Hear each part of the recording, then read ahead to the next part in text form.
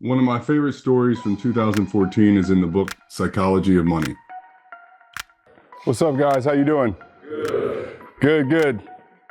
This is really important, right? We're all out here chasing the bag. So we're going to talk a little bit about how we secure the bag. How do we save? How do we invest? How do we pay taxes? How do we do all these things consistently? There were two guys in 2014. One of them was Ronald Read.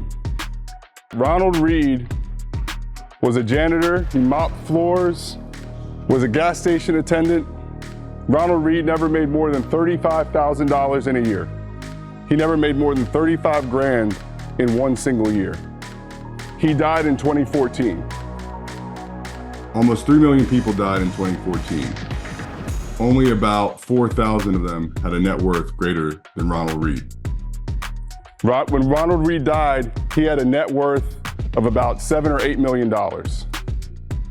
How did this guy who never made more than 35 grand in a year die with a net worth of $7 or $8 million? He left it all to his stepkids and to charity. Because Ronald Read saved what he could, lived below his means, and invested consistently for over 50 years. That same year, a few months later, a man named Richard Foscone, who was in his 40s, filed for bankruptcy. Mr. Foscone was everything Ronald Read wasn't. He was Ivy League educated, masters in finance, made tens of millions of dollars a year, was 40 under 40, made so much money that he had a 20,000 square foot mansion that he lived in. He filed for bankruptcy that same year that Ronald Read died because he lived beyond his means. He paid to expand his 20,000 square foot house.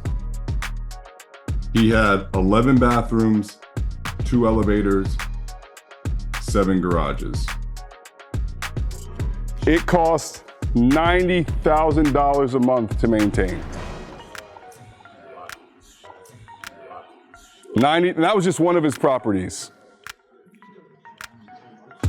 How does a gas station attendant who makes no more than 35 grand in a year with barely a high school education die with a net worth of 8 million, and somebody with an Ivy League education who worked with money end up broke? Because success with money is not about what you know, it's about how you behave.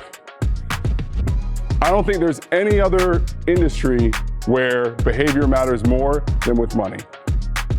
So with that, we're gonna get into it.